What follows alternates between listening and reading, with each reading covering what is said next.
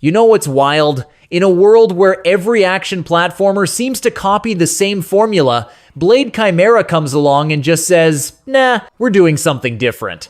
This isn't your typical hack and slash. It's like someone took the DNA of classic Metroidvanias and injected it with pure creativity. The moment you pick up that transforming blade, you realize this game gets it. Your weapon isn't just a tool for combat, it's your key to exploration, your puzzle solver, your best friend in a world that's trying to kill you at every turn. 1 second, you're slicing through enemies with elegant combos that feel satisfying as hell, and the next, you're using that same blade to unlock secret passages or reach impossible platforms. What really got me hooked was how the game respects your intelligence. It doesn't hold your hand or bombard you with tutorials every 5 seconds. Instead, it presents these beautiful, interconnected environments and trusts you to figure things out.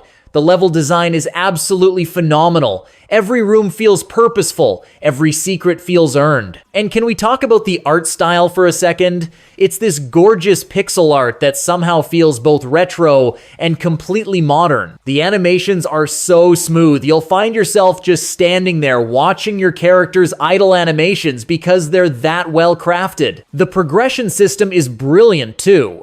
As you unlock new abilities for your blade, previous areas suddenly reveal new paths and secrets. It's that aha moment when you realize you can finally reach that tantalizing ledge you saw 3 hours ago.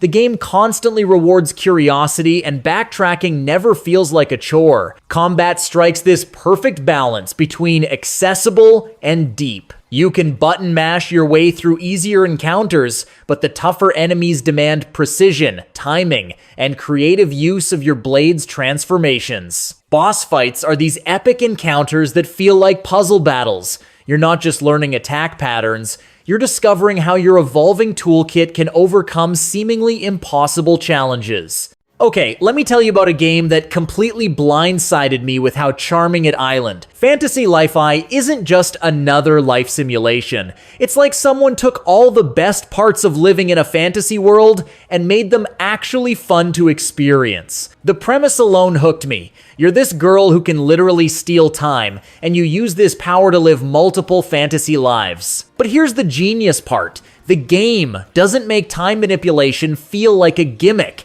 It's woven into every aspect of gameplay in ways that constantly surprise you. What I love most is how the game lets you be whoever you want to be. Want to be a master blacksmith by day and a fearless adventurer by night? Go for it. Feel like spending an entire week just fishing and cooking? The game celebrates that choice. There's no pressure to be the chosen one or save the world. You're just living your best fantasy life, literally. The job system is incredibly deep without being overwhelming. Each profession has its own storylines, challenges, and rewards. I started as a simple tailor and ended up getting completely absorbed in the textile trade, building relationships with NPCs who remembered my work and commissioned custom pieces. It's those little details that make the world feel alive. The time-stealing mechanic opens up incredible possibilities. Made a mistake in conversation? Steal that time back and try again. Want to experience a festival that happened before you arrived in town? You can literally rewind time and participate.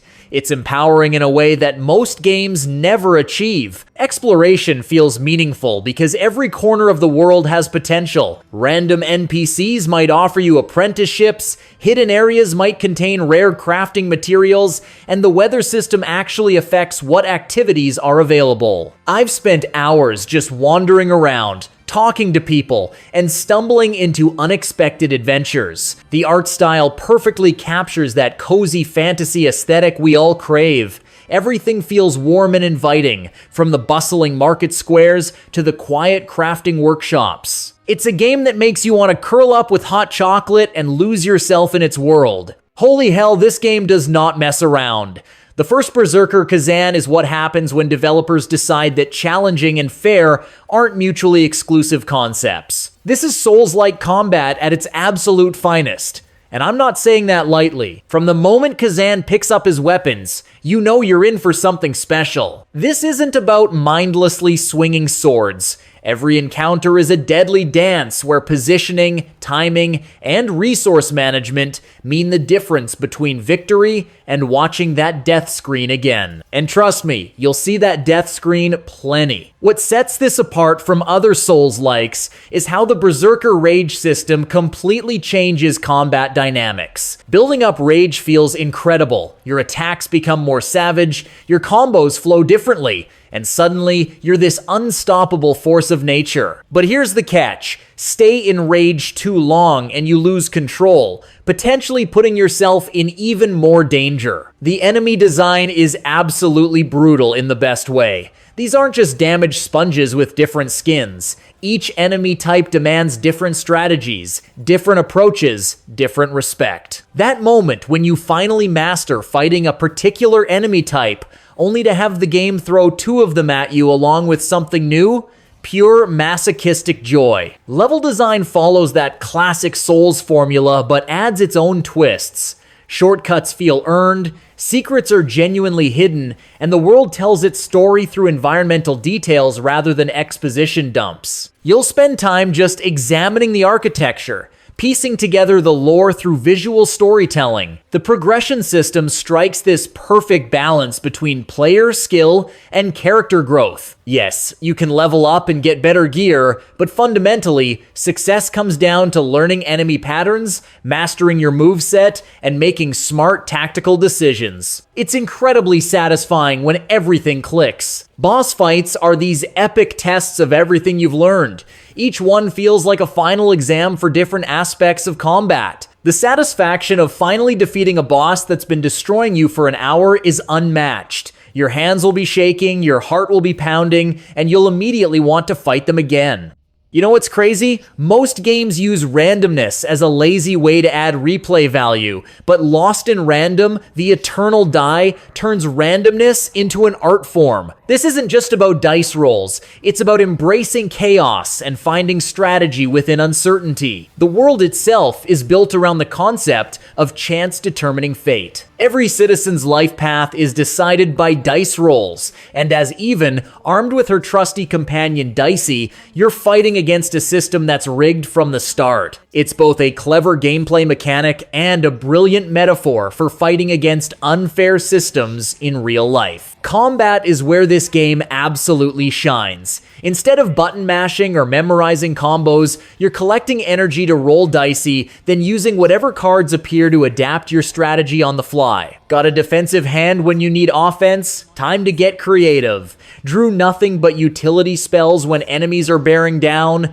Welcome to the most intense puzzle solving of your life. What I love is how every encounter feels like a unique puzzle. The same group of enemies can require completely different approaches depending on what cards you draw. It forces you to be flexible, creative, and resourceful in ways that traditional combat systems never do. Failure isn't about not being skilled enough. It's about not adapting quickly enough. The art style is this gorgeous, Burton-esque nightmare that somehow manages to be both whimsical and unsettling. Each realm has its own distinct personality, from the carnival-like Dice Town to the more sinister areas where the Queen's influence is strongest. The character designs are memorable and full of personality. The story tackles themes about fate, free will, and fighting against systems of control, but it does so through this fantastical lens that makes heavy concepts accessible. Even's journey isn't just about saving her sister.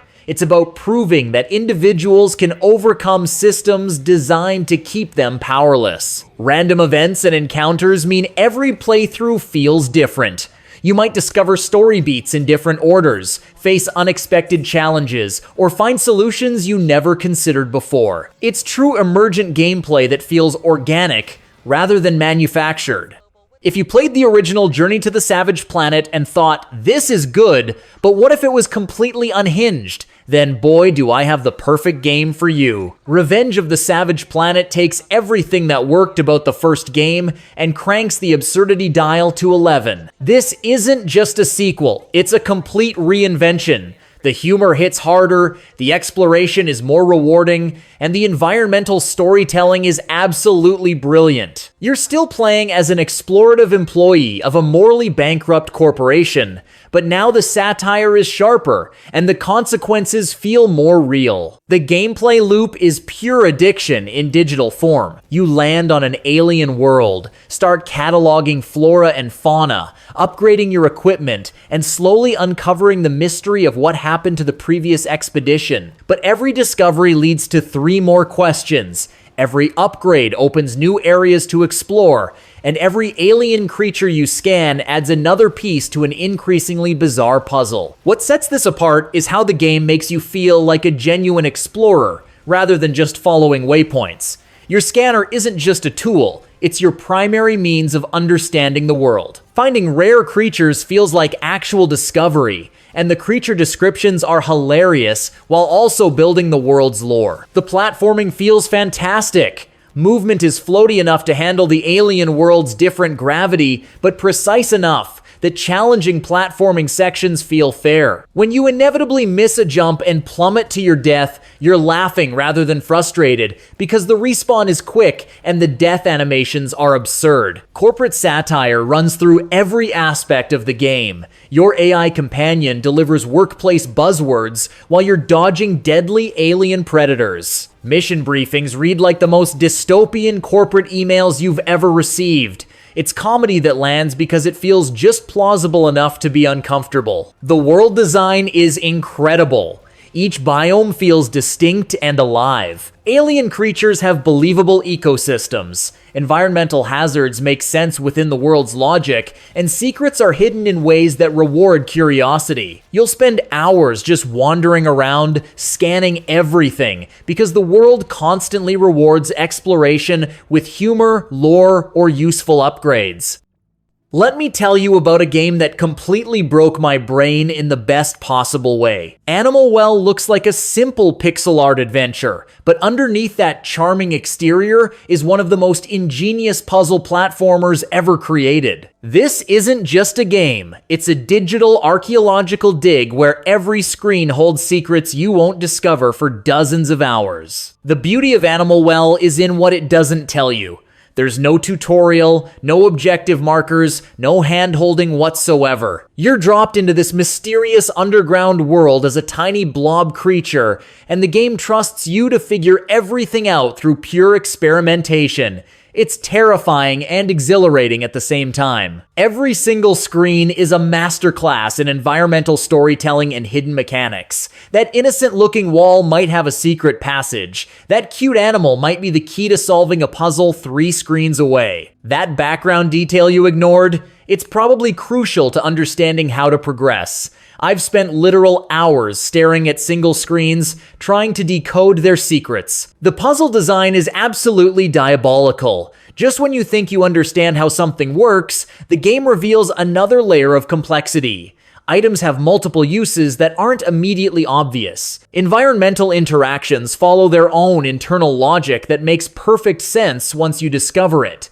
It's like the developers created their own physics system and then challenged players to reverse engineer it. What blows my mind is how interconnected Everything Island solutions to puzzles often require knowledge from completely different areas of the game. You'll find an item early on that seems useless, only to realize hours later that it's the key to accessing an entirely new section.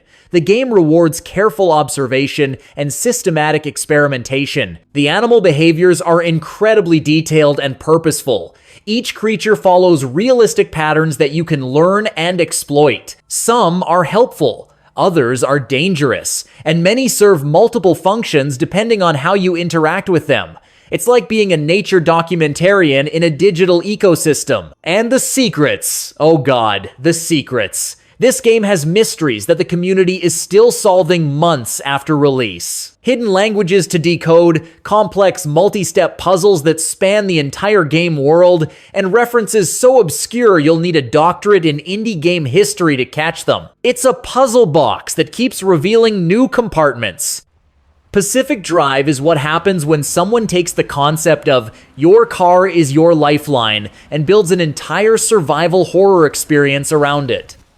This isn't just a driving game with scary elements. It's a deeply personal story about the relationship between a person and their vehicle in the most hostile environment imaginable. The Pacific Northwest exclusion zone is absolutely terrifying, and your beat-up station wagon is the only thing standing between you and complete annihilation. But here's the genius part.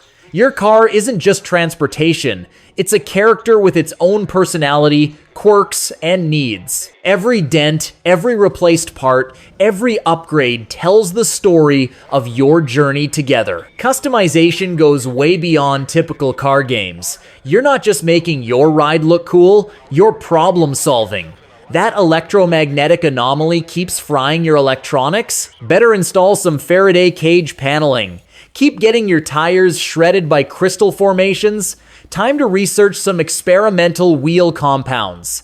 Every modification serves a purpose. The atmosphere is absolutely incredible. Driving through abandoned suburbs while reality literally bends around you creates this unique tension I've never experienced in gaming. Strange phenomena appear in your peripheral vision, your radio picks up mysterious transmissions, and your car starts developing its own supernatural quirks that somehow make it feel more alive. What I love most is how the game makes routine maintenance feel crucial and engaging.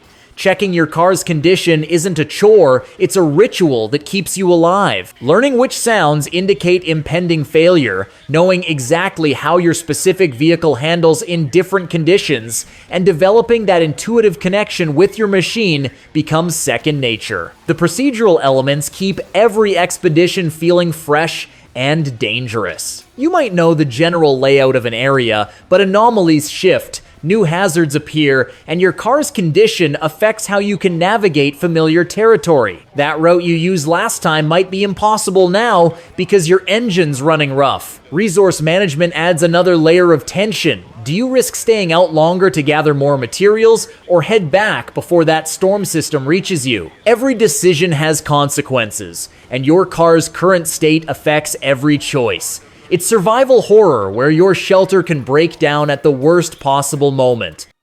Imagine Dark Souls, but instead of a grim medieval knight, you're playing as an adorable hermit crab whose shell got repossessed by corporate overlords. That's another crab's treasure in a nutshell, and it's the most surprisingly brilliant combination of cute aesthetics and challenging gameplay you'll encounter this year. The genius of this game is how it takes the Souls-like formula and makes it accessible without dumbing it down. Playing as Krill, a hermit crab searching for his shell, you experience all the challenging combat and exploration you expect, but with mechanics that actually make sense for a small crustacean trying to survive in a hostile ocean. The shell system is pure brilliance. Instead of traditional armor, you're constantly scavenging for new shells, bottle caps, cans, fruit shells, even discarded toys. Each shell provides different defensive properties and special abilities, but here's the catch. They can break. Losing your shell mid-combat creates these moments of pure panic,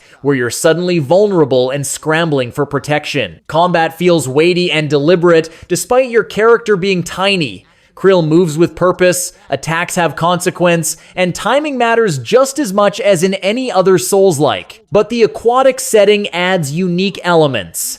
You can swim vertically, use water currents to your advantage, and environmental interactions feel natural rather than forced. The world design is absolutely stunning. Each area represents different aspects of ocean pollution and environmental destruction, but presented through this whimsical lens that makes serious themes digestible. Swimming through a coral reef that's being destroyed by industrial waste hits different when you're experiencing it from a crab's perspective. What really sets this apart is the humor. The dialogue is genuinely funny without being obnoxious. NPCs have personality and memorable quirks, and the writing strikes this perfect balance between comedy and genuine emotion. When serious moments happen, They land because the game has earned your investment in these characters. Boss fights are spectacular encounters that feel like they belong in the ocean ecosystem. You're not just fighting monsters, you're dealing with other sea creatures that have their own motivations and survival needs. Each boss requires different strategies based on their natural behaviors and your available shells. The progression system rewards both exploration and combat mastery. Finding new shell types opens up different playstyles, while mastering combat techniques makes you more effective regardless of equipment. It's character growth that feels organic rather than stat-driven. There's something deeply unsettling about being alone on dark water, and Dredge captures that primal fear perfectly. This isn't just a fishing game, it's psychological horror disguised as a peaceful maritime adventure, and by the time you realize what you've gotten yourself into, you're already hooked. The premise seems innocent enough. You're a fisherman who's inherited a boat and needs to rebuild your life in a small island community. You fish during the day, sell your catch, upgrade your equipment, and explore the surrounding waters.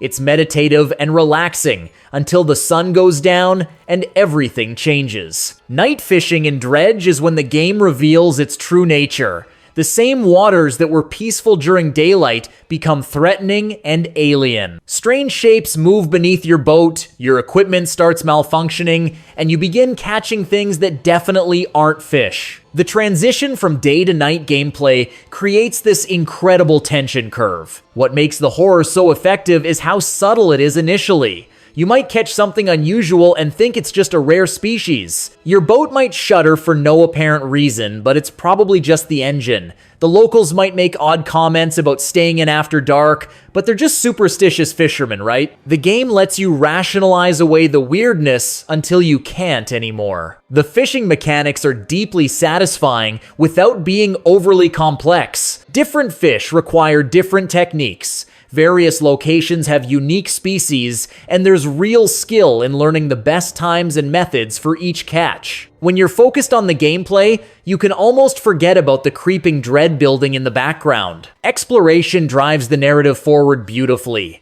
Each new island, each conversation with locals, each strange artifact you dredge up adds pieces to a larger mystery. The world building is incredible. Every location has its own history, its own secrets, and its own connection to the overarching cosmic horror that lurks beneath the surface. The art style perfectly supports the atmosphere. During the day, everything looks charming and inviting, with vibrant colors and detailed environments. But as darkness falls, those same locations become ominous and threatening.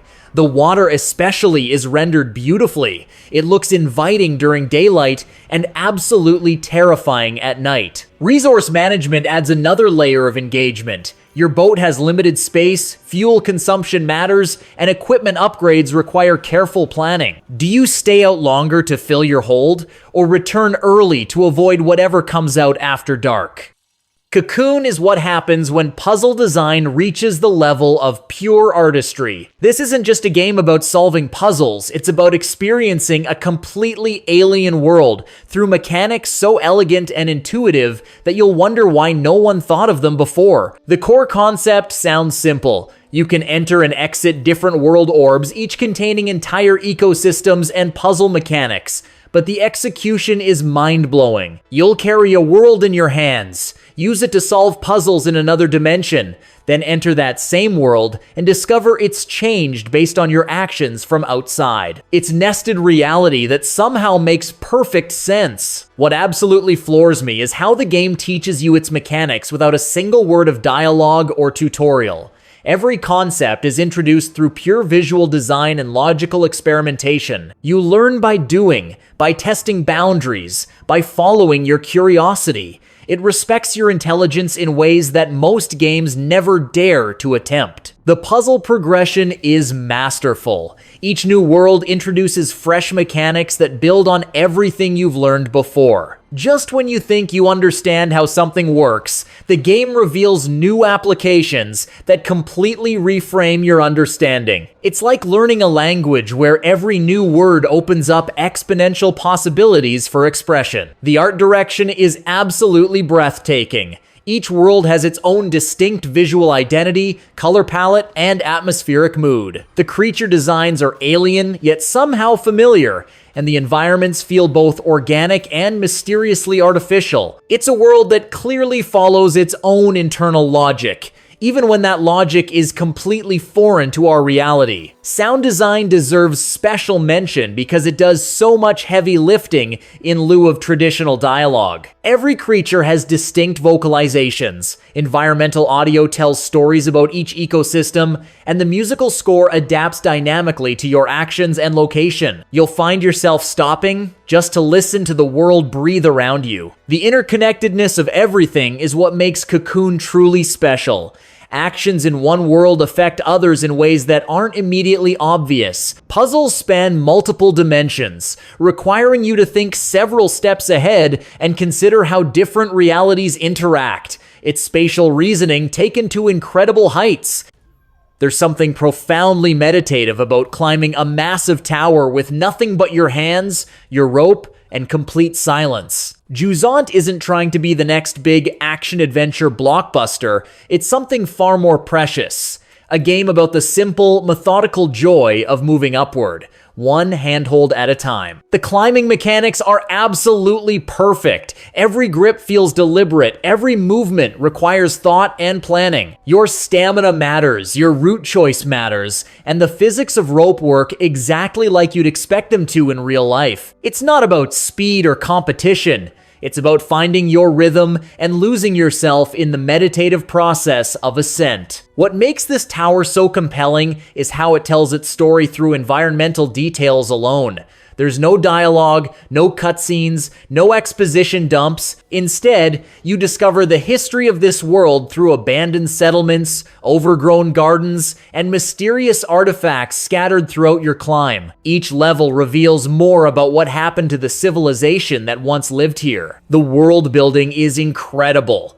This isn't just a random tower, it's a vertical ecosystem with its own weather patterns, wildlife, and geological features. You'll climb through different climate zones, encounter creatures adapted to vertical living, and witness how life has reclaimed these abandoned spaces. It's like exploring a nature documentary that exists in 3 dimensions. Your companion creature adds so much personality without ever saying a word. This little shell-based buddy follows you up the tower, helping solve puzzles and providing companionship during the lonely ascent. The relationship you develop feels genuine because it's based on mutual assistance rather than scripted emotional moments. The puzzle design integrates seamlessly with the climbing mechanics. You're not solving abstract brain teasers, you're figuring out how to reach the next section, how to activate ancient mechanisms, how to navigate around obstacles. Every solution feels logical within the world's rules, and success comes from understanding the environment rather than random experimentation. What really sets Jusant apart is its pacing. This isn't a game that rushes you from one exciting moment to the next. Instead, it gives you space to breathe, to appreciate the view, to contemplate the journey. Some of my favorite moments were just hanging from a ledge, looking out at the landscape below and marveling at how far I'd come. The visual design captures that sense of scale beautifully. The tower feels genuinely massive, and the views from different heights create this incredible sense of progression. Weather effects, lighting changes, and atmospheric details make each section feel distinct while maintaining visual consistency throughout the climb. You know what's absolutely magical? That moment when you finally decode your first word in an unknown language, and suddenly a whole new world of communication opens up. Chants of Sennaar captures that lightning in a bottle feeling and builds an entire adventure around it. This isn't just a puzzle game with language elements. It's a genuine linguistic adventure where you play as a traveler trying to reconnect divided peoples by learning their languages and translating between them. The premise alone is brilliant, but the execution is what makes it truly special. Each language you encounter follows its own logical rules and visual design philosophy. The desert people have flowing, curved scripts that reflect their culture, while the mechanical civilization uses angular, precise symbols that mirror their technology. It's not random symbol replacement. Each writing system tells you something about the people who created it. The learning process feels incredibly organic. You start by observing conversations, picking up context clues, and making educated guesses about meaning. When you correctly identify a word, the game confirms your hypothesis and adds it to your growing vocabulary. It's pattern recognition at its finest, and every breakthrough feels earned. What I love most is how language becomes a bridge between cultures. You're not conquering or converting anyone, you're facilitating understanding. When you successfully translate between two groups who haven't communicated in generations, it feels genuinely meaningful. You're literally breaking down barriers through comprehension. The world design supports the linguistic themes beautifully. Each civilization has distinct architecture, customs, and social structures that reflect their values and history. Learning their language isn't just about vocabulary, it's about understanding their worldview and cultural priorities. Puzzle variety keeps things engaging beyond just translation. You'll solve mechanical riddles, navigate social situations, and uncover historical mysteries, all while gradually expanding your linguistic abilities. The game expertly balances language learning with traditional adventure game elements. The art style perfectly captures that sense of ancient wisdom and cultural diversity.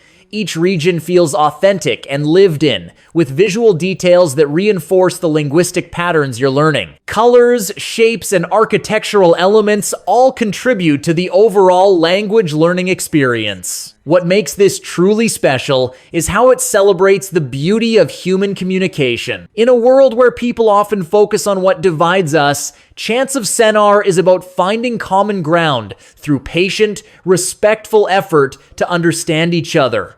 It's hopeful in the best possible way.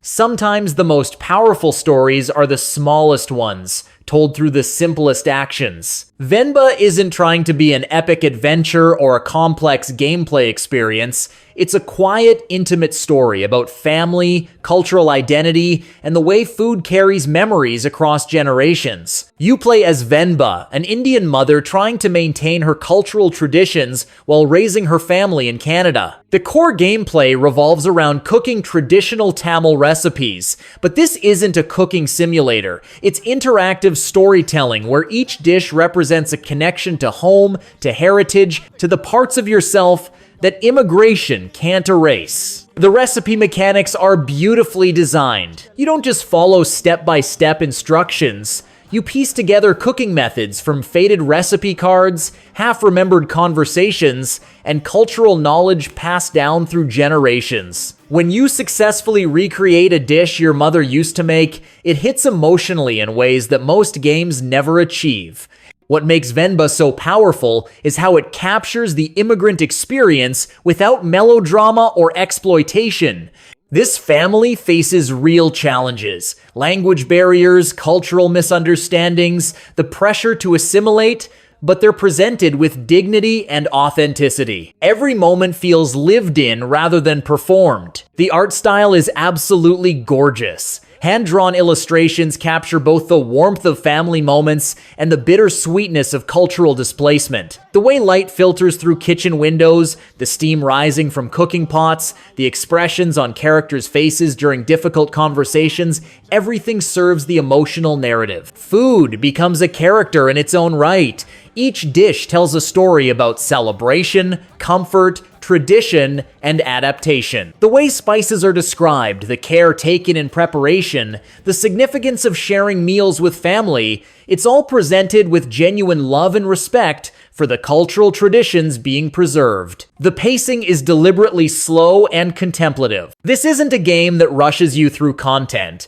It wants you to savor moments, to appreciate the quiet beauty of domestic life, to understand that not every meaningful story needs explosions or epic quests. Sometimes the most important adventures happen in your own kitchen. Time jumps show the family's evolution over years, and each era brings new challenges and adaptations. Watching relationships change, seeing children grow up caught between cultures, witnessing the way traditions bend without breaking, it's storytelling that trusts you to find meaning in subtlety.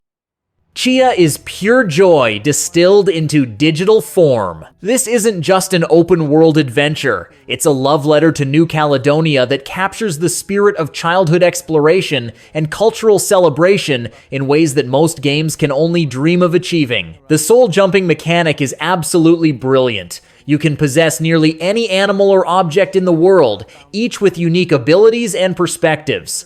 Want to explore underwater? Become a fish. Need to reach a high ledge? Turn into a bird. Curious about what's inside that building? Possess a beetle and crawl through the cracks. It's freedom of exploration taken to incredible heights. What sets Tchia apart is how deeply it's rooted in authentic cultural representation. This isn't a generic tropical paradise. It's a specific place with specific traditions, languages, and customs. The developers worked closely with New Caledonian communities to ensure everything from music to mythology is respectfully and accurately portrayed. The music integration is phenomenal. You can play your ukulele anywhere in the world, and the game dynamically incorporates your playing into the soundtrack. Random jam sessions with NPCs, musical mini-games that feel like genuine cultural celebrations, and the way songs weave through the narrative create this incredibly immersive audio experience. Exploration rewards curiosity in the best possible way.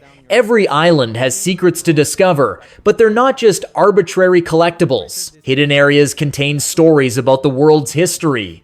Rare creatures tell you about the ecosystem, and cultural artifacts deepen your understanding of the people who live here. It's exploration that enriches your connection to the world. The story tackles serious themes: colonialism, environmental destruction, family trauma, but handles them with the wisdom and resilience of the culture it represents. Tchia's journey is about reclaiming heritage, protecting community, and finding strength in cultural identity. It's powerful without being preachy. Combat and challenges are integrated seamlessly into the world.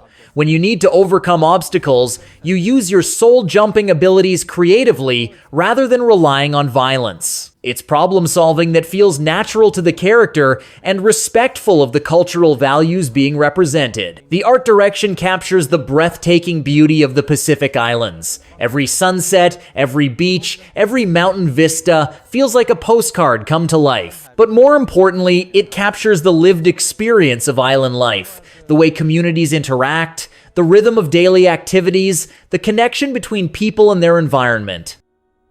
Mental health in gaming is often handled with all the subtlety of a sledgehammer, but Sea of Solitude, the director's cut, approaches depression, anxiety, and loneliness with the delicate artistry they deserve. This isn't just a game about emotional struggles, it's an interactive poem about finding hope in darkness. You play as Kay, navigating a flooded city where emotional states have manifested as literal monsters. Your family members have been transformed into creatures that represent their psychological struggles, a brilliant metaphor that makes abstract concepts tangible without diminishing their complexity. The visual representation of mental health issues is absolutely stunning. Depression isn't just sadness, it's this overwhelming darkness that changes how you perceive the world around you. Anxiety becomes a creature that follows you, always present, always threatening.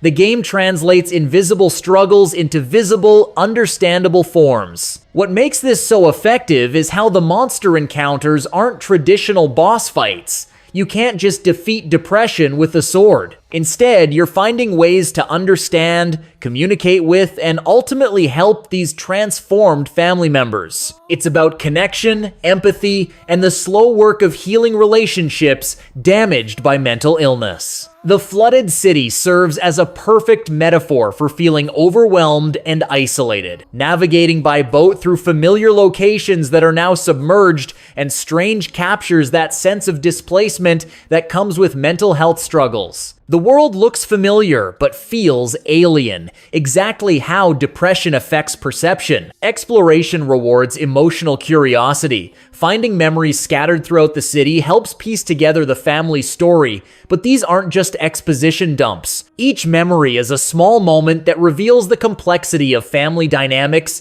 and the way mental health issues ripple through relationships. The director's cut refines the original experience with improved pacing, clearer narrative structure, and enhanced emotional beats. It's still challenging subject matter, but it's presented with the care and respect that personal struggles deserve. This is representation done right. Sound design plays a crucial role in creating emotional atmosphere. The way water moves around your boat, the distant sounds of the transformed city, the subtle audio cues that indicate emotional states. Everything supports the metaphorical framework without overwhelming the intimate story being told. Holy shit, this game just broke every rule I thought existed about what video games could be. The Plucky Squire starts as this charming storybook adventure with cute pixel art and simple gameplay, and then, without any warning, it literally jumps off the page and rewrites reality around you. Picture this. You're playing as Jot, this adorable cartoon hero living inside a children's book, following typical adventure game beats. Then the villain realizes he's fictional, breaks out of the story, and suddenly you're navigating between 2D storybook pages and the 3D real world where that book exists. Your mind will be completely blown the first time it happens. The genius isn't just in the concept, it's in how seamlessly the game transitions between dimensions. One moment you're solving puzzles as a flat character on a page, the next you're a 3D model running around a child's bedroom, using real-world objects to affect the storybook world. It's like Inception, but instead of dreams,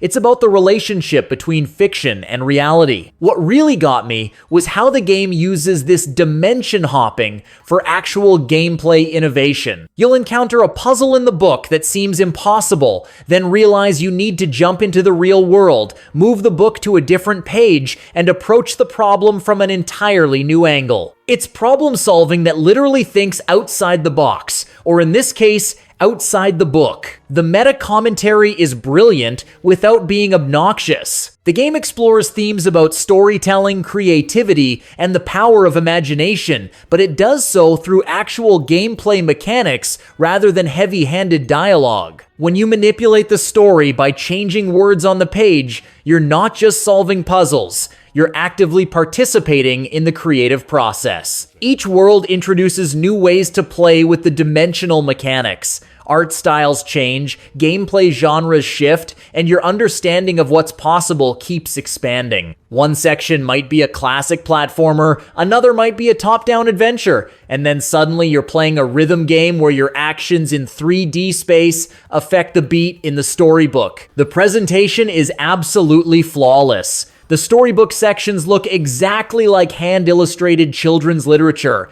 complete with that slightly imperfect charm of traditional art. When you jump to 3D, the modeling and animation maintain that same whimsical quality while feeling completely different.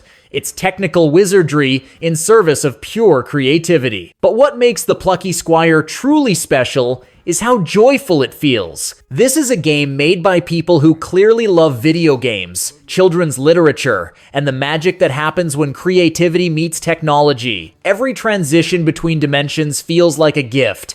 Every new mechanic feels like a revelation.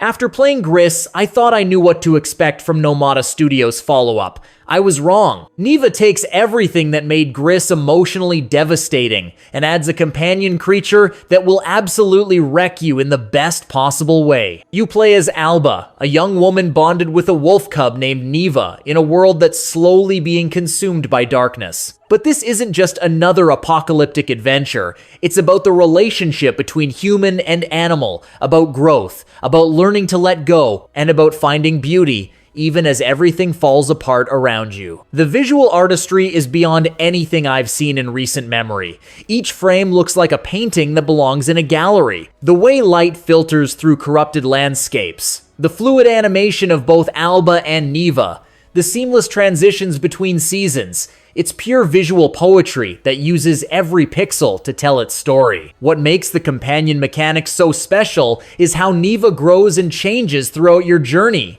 She starts as a playful cub who needs protection, but gradually becomes your equal partner in both combat and exploration. Watching this relationship evolve feels completely organic. There's no XP bar for your wolf, just natural behavioral changes that reflect your shared experiences. Combat is elegant and purposeful. Alba moves like a dancer, chaining attacks and dodges with balletic grace.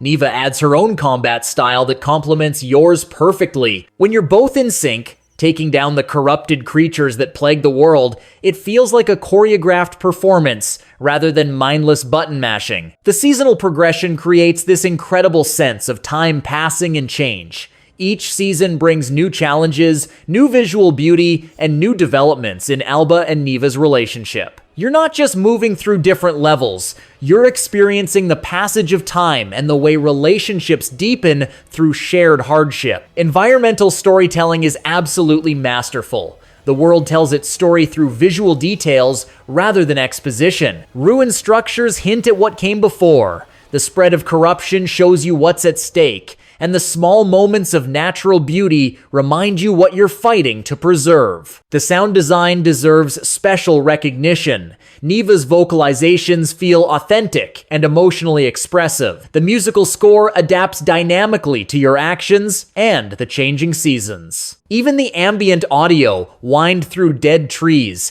Alba's footsteps on different surfaces, the distant sounds of a world in decay. Everything serves the emotional narrative.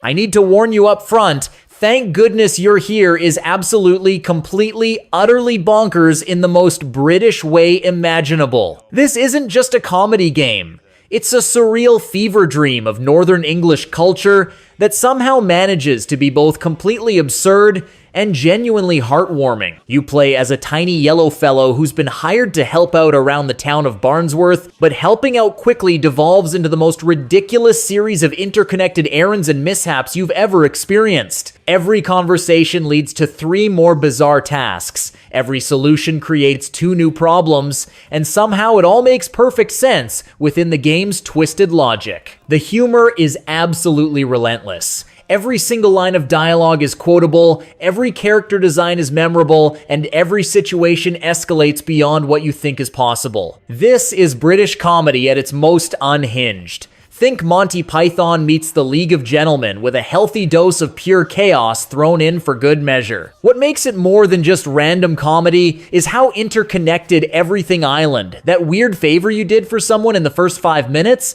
it affects a completely different storyline 2 hours later. Characters reference each other constantly, locations serve multiple purposes, and the entire town feels like a living, breathing ecosystem of absurdity. The art style perfectly matches the comedic tone.